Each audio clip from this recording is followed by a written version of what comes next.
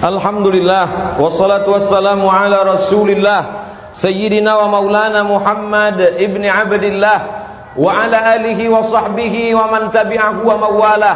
Ashhadu an la ilaha illallah wahdahu la syarika lah wa ashhadu anna sayyidana Muhammadan abduhu wa rasuluhu la nabiyya ba'dah. Allahumma salli ala sayyidina Muhammadin nabiyil ummi wa ala alihi wa sahbihi wa barik wa sallim. Qala Allah tabaraka wa ta'ala fi kitabihil karim. A'udzu billahi minasy syaithanir rajim. Ya ayyuhalladzina amanu taqullaha haqqa tuqatih wa la tamutunna illa wa antum muslimun. Wa qala ta'ala fi ayatin ukhra. Ya ayyuhalladzina amanu taqullaha wa qulu qawlan sadida yuslih lakum a'malakum wa yaghfir lakum dhunubakum wa man yuti'illaha wa rasulahu faqad faza fawzan 'azima. Ibadallah, usikum wa nafsi bitaqwallahi wa ta'atihi faqad fazal muttaqun. Hadirin jamaah Jumat yang dimuliakan Allah Subhanahu wa taala. Laki-laki baligh berakal, tidak musafir, tidak sakit, tidak ada uzur syar'i, maka dia wajib mendengarkan wasiat yang masuk ke telinganya, ke otaknya, ke tangkai jantungnya, ke hatinya, ke tulang sumsumnya, bahwa dia mesti takut kepada Allah Subhanahu wa taala. Kalau tidak, maka akan matilah hati yang sudah dititipkan Allah. Kalau hati itu mati, maka kata Allah Subhanahu wa taala, ulaika kal an'am, mereka seperti binatang, balhum awal, bahkan lebih hina daripada binatang. Hati itu mesti hidup. Menghidupkannya adalah dengan mengingat Allah. Matsalul ladzi yadhkurullah wal ladzi la yadhkurullah kamatsalil hayy wal mayyit. Orang yang hatinya mengingat Allah dan orang yang lalai tidak mengingat Allah seperti orang hidup dan orang mati. Orang hidup bukan orang yang makan, orang hidup bukan orang yang bergerak, orang hidup bukan orang yang berbicara. Karena sesungguhnya binatang juga berbicara, binatang juga bergerak. Orang yang hidup, yang berfikir adalah orang yang ketika hatinya hidup. Menghidupkan hati adalah dengan zikir. Maka laki-laki yang balik berakal itu hatinya dihidupkan. Karena khatib menyampaikan pesan ittaqullah, takut kepada Allah Subhanahu wa taala. Apa tujuan puasa?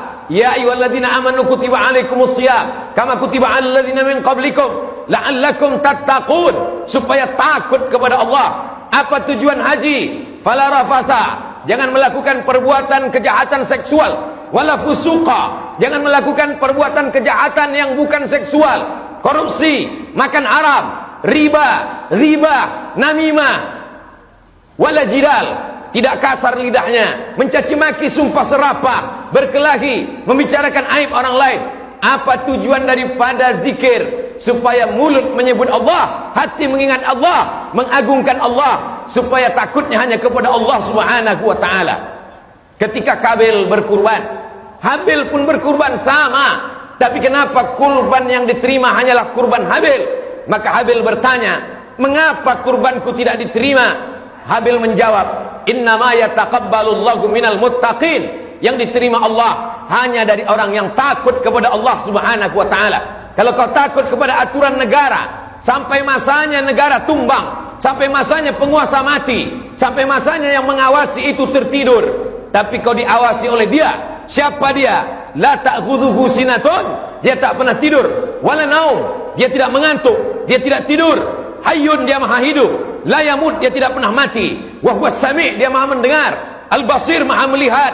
Tapak kaki semut yang hitam, di atas batu yang hitam, di tengah malam yang kelam, di tengah samudera yang luas, akan ditampakkan di depan matamu. Wa qadimna ila ma 'amilu min amalin, kami tampakkan amal mereka, lalu amal itu dilihat. Faman ya'mal mithqala dzarratin khairan yarah, sebesar biji sawi, sebesar ujung rambut, sebesar ujung jarum, akan ditampakkan di hadapan Allah Subhanahu wa taala. Hari ini di dunia, kejahatanmu bisa kau hilangkan dengan uang yang kau miliki, kejahatanmu bisa kau lenyapkan dengan kekuasaan yang ada di ujung jarimu. Tapi sampai masanya Allah berkata, Anal Jabbar, akulah penguasa. Mainal Jabbarun, mana penguasa-penguasa yang lain? Semuanya mati. Kullu nafsin dha'iqatul maut, semua yang bernyawa, semua yang bernafas mati menghadap Allah Subhanahu wa taala.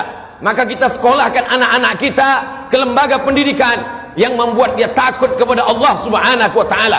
Kalau dengan pengajian, semakin mengaji, semakin datang rasa takut, teruskanlah.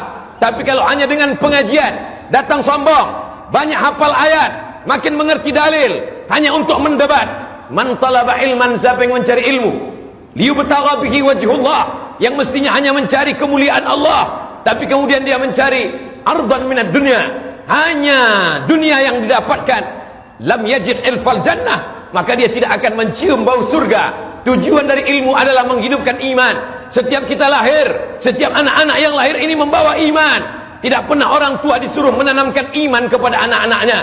Anak-anak itu sebelum masuk ke rahim istri, sebelum masuk ke rahim ibunya, dia sudah membawa iman. Allah bertanya, alastu bi rabbikum, bukankah aku Tuhan kamu? Semua roh menjawab, bala syahidna, kami bersaksi, engkaulah Rabb kami, engkaulah Tuhan kami. Jangan kau sangka anakmu beriman karena engkau memasukkannya ke sekolah. Wahai para bapak ibu guru, jangan kau sangka anak didikmu beriman karena engkau hanya menjaga imannya supaya tidak lepas. La yazni zani hina yazni wa huwa mu'min. Seorang pezina tidak akan berzina kalau ada iman dalam badannya. La yashrabu syaribu hina yashrabu wa huwa mu'min. Orang minum khamar, pemakai sabu-sabu, tidak akan sakau kalau ada iman dalam dirinya. La yasriqu sariqu hina yasriqu wa huwa mu'min. Pencuri, maling, koruptor tidak akan melakukan perbuatan curang kalau ada iman dalam dirinya. Maka sesungguhnya iman itu ada, hanya saja dia bisa terlepas, dia bisa tercabut. Berapa banyak hari ini, hari Sayyidul Ayyam, hari yang paling mulia di antara hari-hari, mereka dengan enaknya berjalan di mal, di pusat perbelanjaan, tak ada rasa takutnya sedikit pun. Kalau ada orang mengatakan nikmat terbesar adalah hidup, salah, karena binatang juga hidup. Kalau ada yang mengatakan nikmat terbesar adalah bekerja, salah, karena monyet pun bekerja. Kalau ada yang mengatakan nikmat terbesar adalah tenaga, salah, karena gajah lebih bertenaga, banteng lebih bertenaga. Nikmat terbesar adalah ketika kau takut kepada Allah. Setinggi apapun jabatanmu, sebesar apapun kekuasaanmu, kau tunduk dan patuh. Ketika azan berkumandang, kau tutup tempat belanjamu, kau tutup lokal dan kelasmu, kau datang bersimpuh kepada Allah Subhanahu wa ta'ala. Walaupun negara tidak mengatur itu, tidak ada denda, tidak ada penjara bagi mereka yang meninggalkan salat Jumat. Tapi kau takut bukan karena kekuasaan, kau takut bukan karena rugi, kau takut karena Allah Subhanahu wa ta'ala. Kau besarkan Allah dalam hatimu, maka dunia kecil di pelupuk matamu. Kau besarkan Allah dalam jiwamu, maka dunia ini hampa, tak ada maknanya. Maka semua hanya disebut nama Allah. Makananmu menjadi darah daging ketika kau sebut Allahumma barik lana fima razaqtana wa qina azabannar. Tidurmu menjadi ibadah ketika kau katakan bismika Allahumma ahya wa amut. Keberkahan anakmu menikah karena kau sebut nama Allah. Barakallahu lakuma wa baraka alaikuma wa jama'a bainakuma fi khair. Anak-anakmu menjadi berkah ketika kau sebut nama barakallahu laka fil mawhub. Allah berikan berkah. Rezekimu menjadi berkah ketika kau katakan Allahumma anzilir rahmata wassalamata, turunkan kerahmatan, keberkahan kepada rezeki yang dititipkan Allah Subhanahu wa ta'ala. Maka kalau pendidikan menanamkan iman kepada Allah, setelah iman terjaga dengan ilmu, siramlah dia. Karena sesungguhnya berapa banyak orang yang berilmu tapi sesungguhnya tidak mengamalkannya. Kabura maqtan indallah, murka paling besar. Pertanyaan paling besar, an ilmihi fima amil, sudahkah ilmumu kau amalkan? Sudahkah pengetahuanmu kau laksanakan? Ini akan dituntut di hadapan Allah Subhanahu wa ta'ala. Benih-benih itu tidak disiram, dia diletakkan di pasir kering kerontang. Akhirnya iman itu mati. Anak-anak kita berjalan di atas dunia, mereka hanya akan menjadi sampah-sampah sejarah. Mereka hanya akan menjadi binatang-binatang yang pandai berbicara. Tapi ketika kau jaga imannya, maka dia akan menjadi orang beriman. Kalau dia punya kekuasaan, kekuasaan akan dia pakai menolong agama Allah. Kalau dia punya harta, hartanya akan dia pakai menolong agama Allah. Kalau dia punya jabatan, jabatannya akan dia pakai menolong agama Allah. Sesungguhnya harta dan jabatan bukan tujuan hidup. Tujuan hidup adalah ilahi anta maksudi, engkau yang kumaksud, wa ridhaka matlubi, ridhamu yang kucari ya Allah. Kalau fahamlah manusia dengan bahwa tujuan hidup mencari ridha Allah, maka kalau dia dapat, dia tidak akan bangga, karena dapatnya itu bukan tujuan. Dapat itu hanya baru sekedar sarana. Kalau tidak dapat, dia tidak kecewa, karena tidak dapat ada skenario yang paling indah di hadapan Allah Subhanahu wa ta'ala.